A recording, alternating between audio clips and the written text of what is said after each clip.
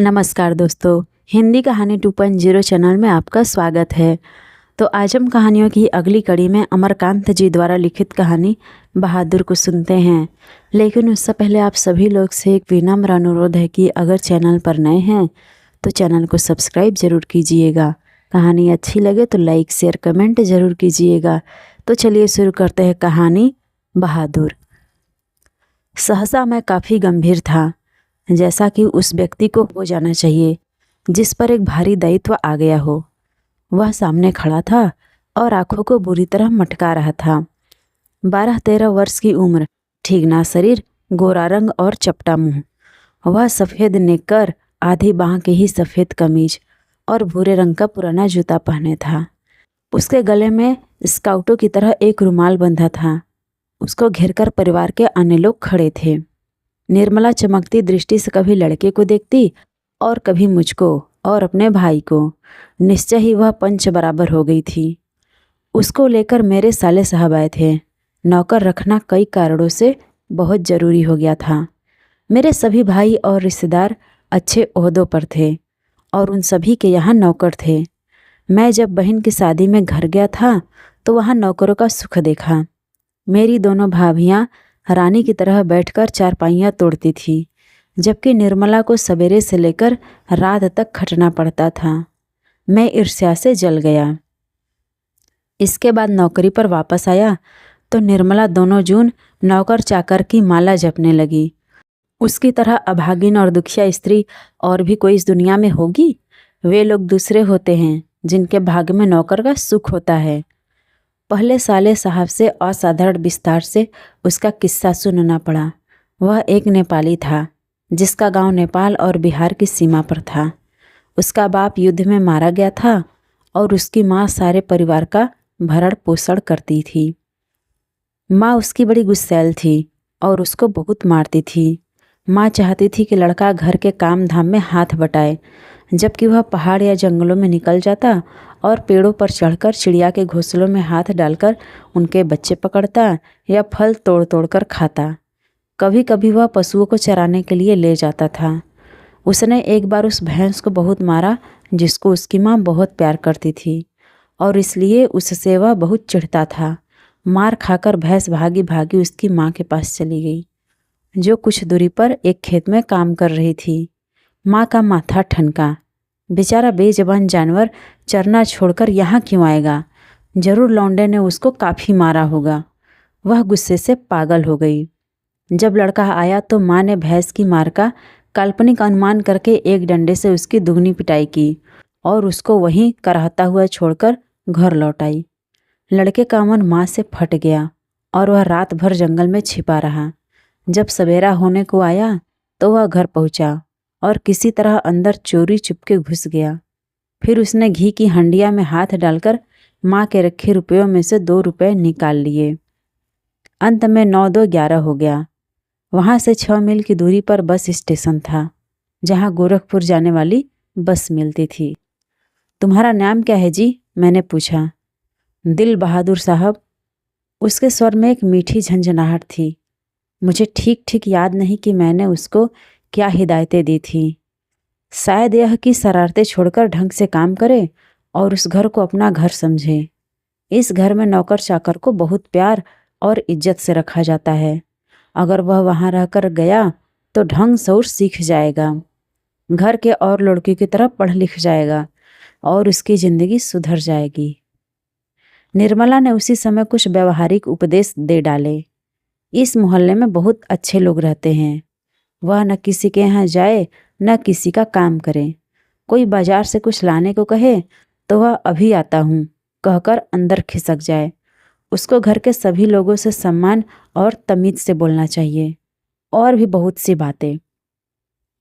अंत में निर्मला ने बहुत ही उदारतापूर्वक लड़के के नाम में से दिल शब्द उड़ा दिया। परंतु बहादुर बहुत ही हंसमुख और मेहनती निकला। उसकी वजह से कुछ दिनों तक हमारे घर में वैसा ही उत्साहपूर्ण वातावरण छाया रहा, जैसा कि प्रथम बार तोता मैना या पिल्ला पालने पर होता है। सवेरे सवेरे ही मोहल्ले के छोटे छोटे लड़के घर के अंदर आकर खड़े हो जाते और उसको देखकर हंसते या तरह तरह के प्रश्न करते। तुम लोग छिपकली को क्या कहते हो? तुमने शेर देखा है? ऐसी ही बातें उससे पहाड़ी गाने के फरमाइशें की जाती। घर के लोग भी उससे इसी प्रकार की छेड़खानियाँ करते थे। वह जितना उत्तर देता था उससे अधिक हंसता था। सबको उसके खाने और नाश्ते की बड़ी फिक्र रहती। निर्मला आंगन में खड़ी होकर पड़ोसियों को सुनाए हुए कहती थी, बहादुर, आकर नाश्ता क्यों नहीं कर लेते? मैं दूसरी औरतों की तरह नहीं हूँ जो नौकर चाकर को तलती भूनती हैं। मैं तो नौकर चाकर को अपने बच्चे की तरह रखती हूँ। उन्होंने तो साफ साफ कह दिया है कि 100-150 महीना बारी उस पर भले ही खर्च हो जाए, पर तकलीफ उसको जरा भी नहीं होनी चाहिए। एक निकर कमीज तो उसी रोज लाए थे और भी कपड़े बन रहे हैं। धीरे धीरे वह घर के सारे काम करने लगा। सवेरे ही उठकर वह बाहर नीम के पेड़ से दातुन तोड़ लाता था। वह हाथ का सहारा लिए बिना कुछ दूर तक तने पर दौड़ते हुए चढ़ जाता। मिनट भर में वह पेड़ की पुलई पर नजर आता। निर्मला छाती पीट कर कहती थी, अरे रिछ बंदर की जात, कहीं गिर गया तो बड़ा बुरा होगा। वह घर की सफाई करता, कमरों में पोंछा लगाता, अंगीठी जलाता, चाय बनाता और पिलाता। दोपहर में कपड़े धोता और बर्तन मलता। वह रसोई बनाने की भी जिद करता, पर निर्मला स्वयं सब्जी और रोटी बनाती। निर्मला की उसको बहुत फिक्र रहती थी। उसकी उन दिनों तबीयत ठीक नहीं रहती थी, इसलिए वह कुछ दवा ले रही थी। बहादुर उसको कोई काम करता देख कहता था, माताजी मेहनत न करो, तकलीफ बढ़ जाएगा।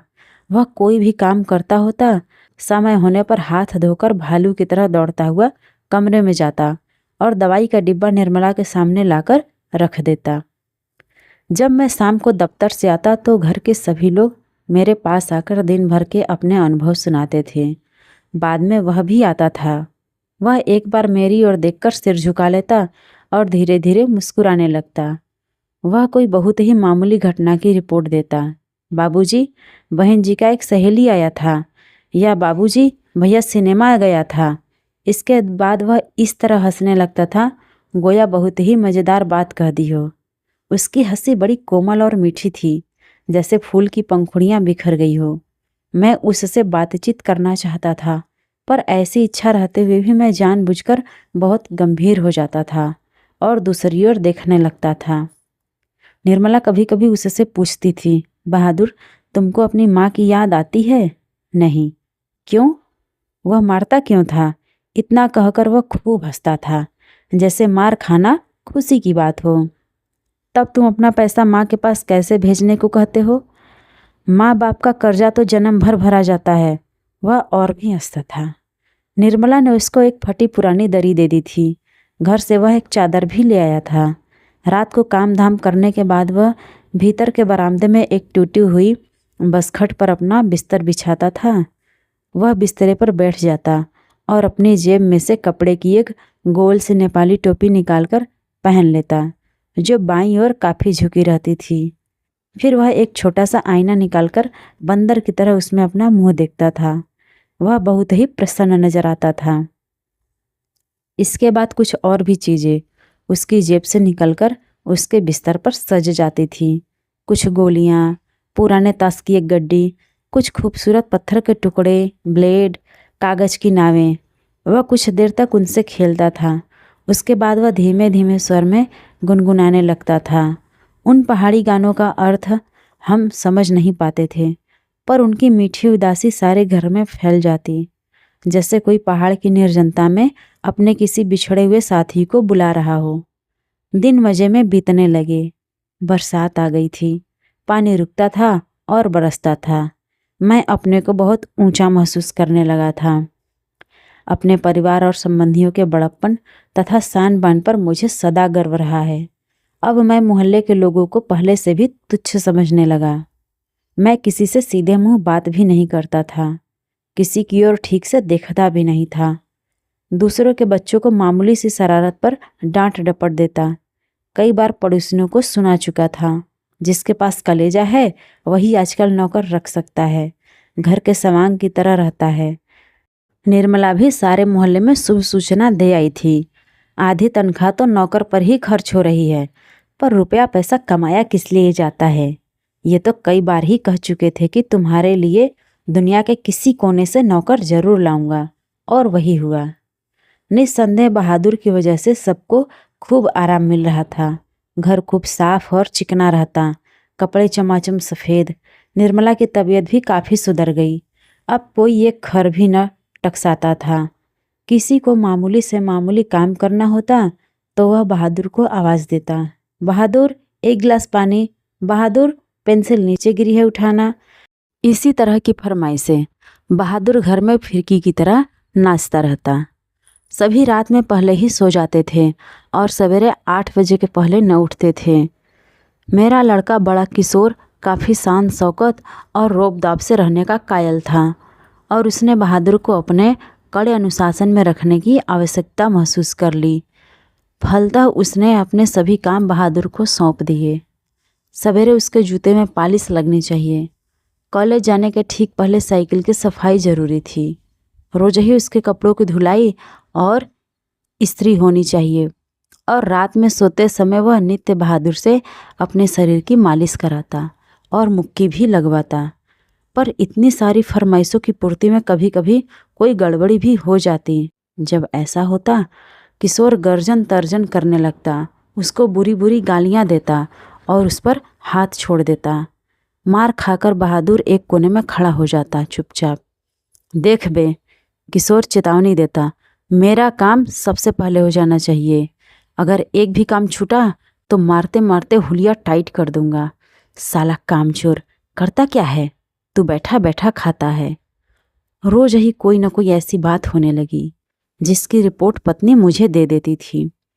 मैंने किशोर को मना किया पर वह नहीं माना तो मैंने यह सोचकर छोड़ दिया था कि थोड़ा बहुत तो यह चलता ही रहता है। फिर एक हाथ से ताली कहाँ बजती है, बहादुर भी बदमाशी करता होगा।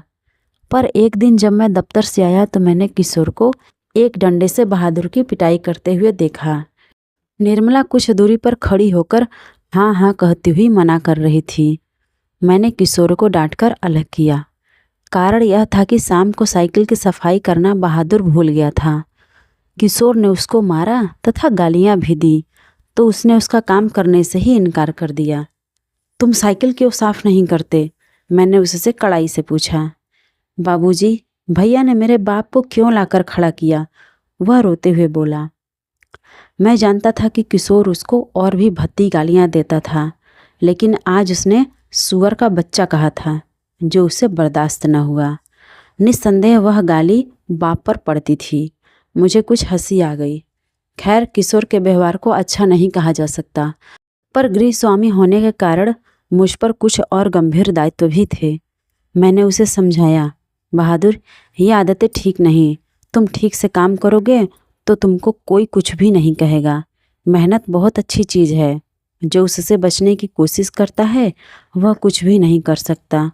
रूठना फूलना मुझे सख्त नापसंद है। तुम तो घर के लड़के की तरह हो। घर के लड़के मार नहीं खाते। हम तुमको जिस सुख आराम से रखते हैं वह कोई क्या रखेगा। जाकर दूसरों के घरों में तो देखो, तब पता चले। नौकर चाकर भर पेट भोजन के लिए तरसते रहते हैं।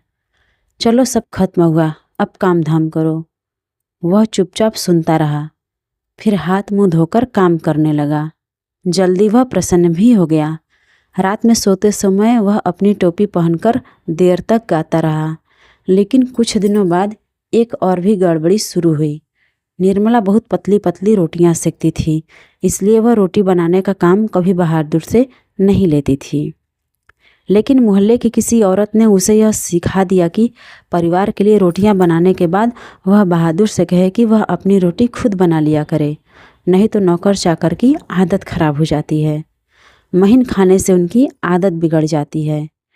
यह बात निर्मला को जच गई थी और रात में उसने ऐसा ही प्रयोग किया। वह अपनी रोटियां बनाकर चौके में से उठ गई। बहादुर का मुंह उतर गया। वह चूल्हे के पास सिर झुकाकर चुपचाप खड़ा रहा। क्या हो गया रे? निर्मला ने पूछा। वह कुछ नहीं बोला। चल, चुपचाप अपनी रोटियां बना।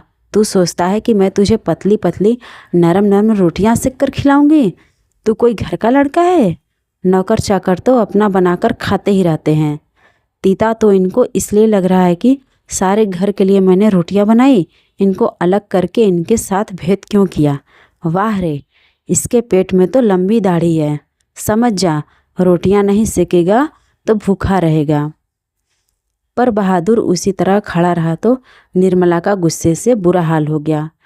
उसने लपक कर उसके गाल पर 2-3 थप्पड़ जड़ दिए। सुअर कहीं के, इसीलिए तुझे किशोर मारता है, इसी वजह से तेरी माँ भी मारती होगी। चल बना रोटी। मैं नहीं बनाऊंगा, मेरी माँ भी सारे घर की रोटियां बनाकर मुझसे रोटी सेकवाती थी। वह रोने लगा। तो क्या मैं तेरी माँ हूँ कि तू मुझसे जिद कर रहा है? घर के लड़कों के बराबर बन रहा है? मारते मारते मुंह रंग दूंगी। पर उसने अपने लिए रोटी नहीं बनाई। मुझे भी बड़ा गुस्सा आया। मैंने उसको डांटा और समझाया, पर वह नहीं माना। रात भर वह भूखा ही रहा। पर सवेरे उठकर वह पहले की तरह ही हंसने लगा। उसने अंगीठी जलाकर अपने लिए रोटियां सेकीं। अपनी बनाई मोटी और भद्दी रोटियों को देखकर वह खिलखिलाने लगा। फिर रात की बची हुई सब्जियों से उसने खाना खा लिया। लेकिन निर्मला का भी हाथ खुल गया था। वह उससे कुछ चिढ़ भी गई थी। अब बहादुर से कोई भी गलती होती तो वह उस पर हाथ चला देती। उसको मारने वाले अब घर में 2 व्यक्ति हो गए थे और कभी कभी एक गलती के लिए उसको दोनों मारते। बरसात बीत गई थी। आकाश दर्पण की तरह स्वच्छ दिखाई देता। मैंने बहादुर की माँ के पास चिट्ठी लिखी थी कि उसका लड़का मेरे पास मज़े में है और मैं उसकी तनख्वाह के पैसे उसके पास भेज दिया करूँगा। लेकिन कई महीने के बाद भी उधर से कोई जवाब नहीं आया था। मैंने बहादुर से कह दिया था कि उसका पैसा यहाँ जमा रहेगा, जब वह घर जाएगा तो लेता जाएगा। पर अब बहादुर से भूल गलतियाँ अधिक होने लगी थी। शायद इसका कारण मारपीट और गाली गलौज हो। मैं कभी कभी इसको रोकना चाहता, फिर यह सोचकर चुप हो जाता कि नौकर चाकर तो मारपीट खाते ही रहते हैं। एक दिन रविवार को मेरी पत्नी के एक रिश्तेदार आए। वह बीवी बच्चों के साथ थे। वह अपने साथ किसी खास संबंधी के यहाँ आए थे तो यहाँ भी भेंट मुलाकात करने के लिए चले आए थे। घर में बड़ी चहल पहल मच गई। मैं बाजार से रोहू मछली और देहरादूनी चावल ले आया। नाश्ता पानी के बाद बातों की जलेबी छनने लगी। पर इसी समय एक घटना हो गई।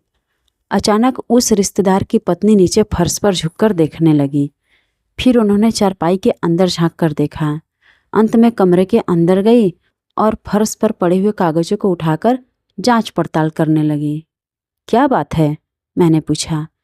रिश्तेदार की पत्नी जबरदस्ती मुस्कुराकर मजबूरी में सिर हिलाते हुए बोली, क्या बताएं, 11 रुपए साड़ी के खूट से निकालकर यहीं चारपाई पर रखे, पर वे मिल नहीं रहे हैं। आपको ठीक याद है ना? हाँ हाँ, खूब अच्छी तरह याद है। ये रुपए मैंने खूट में बांध कर रखे थे रिक्शे वालों को देने के लिए। खूट खोला ही था, फिर वो रुपए चारपाई पर रख दिए कि 4 रुपए की मिठाई मंगा लूँगी और कुछ बच्चों के हाथ पर रख दूँगी। रास्ते में कोई ढंग की दुकान नहीं मिली थी, नहीं तो उधर से ही लाती। किसी के यहाँ खाली हाथ जाने में अच्छा भी नहीं लगता। बताइए, अब तो मैं कहीं की नहीं रही। फिर मेरी ओर झुककर धीमे स्वर में कहा था, जरा उससे पूछिए ना, वह इधर आया था। कुछ देर तक वो यहाँ खड़ा रहा, फिर तेजी से बाहर चला गया था। अरे नहीं, वो ऐसा नहीं है, ऐसा मैंने कहा। You do not know this people are expert in this art, रिश्तेदार ने कहा। मैंने बहादुर की ओर तिरछी दृष्टि से देखा। वह सिर झुकाकर आटा गूंथ रहा था। उसके चेहरे पर संतुष्टि एवं प्रफुल्लता थी। उसने ऐसा काम तो कभी नहीं किया, बल्कि जब कभी उसने 2-4 आने इधर उधर पड़े देखे थे तो उठाकर निर्मला के हाथ में दे दिए थे। पर किसी के दिल की बात कोई कैसे जान सकता है? न मालूम अचानक मुझे क्या हो गया और मैं गुस्से में आ गया। बहादुर, मैंने कड़े स्वर में कहा। जी बाबूजी, इधर आओ। वह आकर खड़ा हो गया। तुमने यहाँ से रुपए उठाए थे? जी नहीं बाबूजी, उसने निर्भय उत्तर दिया। ठीक बताओ, मैं बुरा नहीं मानूंगा। नहीं बाबूजी, मैं लेता तो बता देता। तुम यहाँ खड़े नहीं थे? रिश्तेदार की पत्नी ने कहा। फिर तेजी से बाहर चले गए थे। देखो भैया, सच सच बता दो, मिठाई खरीदने और बच्चों को देने के लिए ये रुपए रखे थे। मैं तो बुरी फंसी। अब वापस जाने के लिए रिक्शे के भी पैसे नहीं। मैं तो बाहर नमक लेने गया था। सच सच बता बहादुर, अगर नहीं बताएगा तो बहुत पीटूंगा और पुलिस के सुपुर्द कर दूंगा। मैं चिल्ला पड़ा। मैंने नहीं लिया बाबूजी। बहादुर का मुंह काला पड़ गया था। पता नहीं मुझे क्या हो गया। मैंने सहसा उछलकर उसके गाल पर एक तमाचा जड़ दिया। मैं आशा कर रहा था कि ऐसा करने से वह बता देगा। तमाचा खाकर वह गिरते गिरते बचा। उसकी आंखों से आंसू गिरने लगा। मैंने नहीं लिया। इसी समय रिश्तेदार साहब ने एक अजीब हरकत की। अच्छा छोड़िए, इसको पुलिस के पास ले जाता हूँ। इतना कहकर उन्होंने बहादुर का हाथ पकड़ लिया और उसको दरवाजे की ओर घसीट कर ले गए। पर दरवाजे के पास उससे धीरे से बोले, देखो, तुम मुझे बता दो, मैं कुछ नहीं करूँगा, बल्कि तुमको इनाम में 2 रुपए दे दूँगा। पर बहादुर ने इनकार कर दिया। इसके बाद रिश्तेदार साहब 2-3 बार उसको दरवाजे की ओर खींचकर ले गए, जैसे पुलिस को देने ही जा रहे हैं। लेकिन आगे बढ़कर वह रुक जाते और उससे धीमे धीमे शब्दों में पूछताछ करने लगते। अंत में हारकर उन्होंने उसको वही छोड़ दिया और वापस आकर चारपाई पर बैठते हुए हंसकर बोले, जाने दीजिए, ये सब बड़े घाघ होते हैं। किसी झाड़ी वाड़ी में छिपा आया होगा या जमीन में गाड़ आया होगा। मैं तो इन सबों को खूब जानता हूँ। भालू बंदर से कम थोड़े होते हैं ये। चलिए, इतना नुकसान लिखा था। इसके बाद निर्मला ने भी उसको डराया धमकाया और 2-4 तमाचे जड़ दिए, पर वह नहीं नहीं करता रहा। इस घटना के बाद बहादुर काफ़ी डांट मार खाने लगा। घर के सभी लोग उसको कुत्ते की तरह दुरदुराया करते। किशोर तो जैसे उसकी जान के पीछे पड़ गया था। वह उदास रहने लगा और काम में लापरवाही करने लगा। एक दिन मैं दफ्तर से विलंब से आया। निर्मला आंगन में चुपचाप सिर पर हाथ रखकर बैठी थी। अन्य लड़कों का पता नहीं था, लेकिन लड़की अपनी माँ के पास खड़ी थी। अंगीठी अभी नहीं जली थी। आंगन गंदा पड़ा था। बर्तन बिना मले हुए रखे थे। सारा घर जैसे काट रहा था। क्या बात है? मैंने पूछा। बहादुर भाग गया। भाग गया? क्यों? पता नहीं, आज तो कुछ हुआ भी नहीं था। सवेरे से ही बड़ा प्रसन्न था। हमेशा माताजी किए रहा। दोपहर में खाना खाया। उसके बाद आंगन से सिलबट्टा लेकर बरामदे में रखने जा रहा था कि सिल हाथ से छूटकर गिर गई और 2 टुकड़े हो गई। शायद इसी डर से वह भाग गया कि लोग मारेंगे। पर मैं इसके लिए उसको थोड़े कुछ कहती। क्या बताऊं, मेरी किस्मत में आराम ही नहीं। कुछ ले गया? यही तो अफसोस है। कोई भी सामान नहीं ले गया है। उसके कपड़े, उसका बिस्तर, उसके जूते सभी छोड़ गया है। पता नहीं उसने हमें क्या समझा। अगर वह कहता तो मैं उसे रोकती थोड़े, बल्कि उसको खूब अच्छी तरह पहना ओढ़ाकर भेजती। हाथ में उसकी तनख्वाह के रुपए रख देती, 2-4 रुपए और अधिक दे देती। पर वह तो कुछ ले ही नहीं गया। और वे 11 रुपए? अरे वह सब झूठ है। मैं तो पहले ही जानती थी कि वे लोग बच्चे को कुछ देना नहीं चाहते, इसलिए अपनी गलती और लाज छिपाने के लिए यह प्रपंच रच रहे हैं। उन लोगों को क्या मैं जानती नहीं? कभी उनके रुपए रास्ते में गुम हो जाते हैं, कभी वे गलती से घर ही छोड़ आते हैं। मेरे कलेजे में तो जैसे कुछ हौड़ रहा है। किशोर को भी बड़ा अफसोस है। उसने सारा शहर छान मारा, पर बहादुर नहीं मिला। किशोर आकर कहने लगा, अम्मा, एक बार भी अगर बहादुर आ जाता तो मैं उसको पकड़ लेता और कभी जाने ना देता। उससे माफ़ी मांग लेता और कभी नहीं मारता। सच, अब ऐसा नौकर कभी नहीं मिलेगा। कितना आराम दे गया वह। अगर वह कुछ चुरा कर ले गया होता तो संतोष हो जाता। निर्मला आंखों पर आंचल रखकर रोने लगी। मुझे बड़ा क्रोध आया। मैं चिल्लाना चाहता था, पर भीतर ही भीतर मेरा कलेजा जैसे बैठ रहा हो। मैं वही चारपाई पर सिर झुकाकर बैठ गया। मुझे एक अजीब सी लघुता का अनुभव हो रहा था। यदि मैं न मारता तो शायद वह नहीं जाता। मैंने आंगन में नज़र दौड़ाई। एक और स्टूल पर उसका बिस्तर रखा था। अलगनी पर उसके कुछ कपड़े टंगे थे। स्टूल के नीचे वह भूरा जूता था जो मेरे साले साहब के लड़के का था। मैं उठकर अलगनी के पास गया और उसके निक्कर की जेब में हाथ डालकर उसके सामान निकालने लगा। वही गोलियां, पुराने ताश की गड्डी, खूबसूरत पत्थर, ब्लेड और कागज़ की नावें। तो आज की अमरकांत जी द्वारा लिखित कहानी बहादुर आपको कैसी लगी कमेंट करके ज़रूर बताइएगा। और अगर चैनल पर नए हैं तो चैनल को सब्सक्राइब ज़रूर कीजिएगा और अपने दोस्तों को भी शेयर कीजिएगा।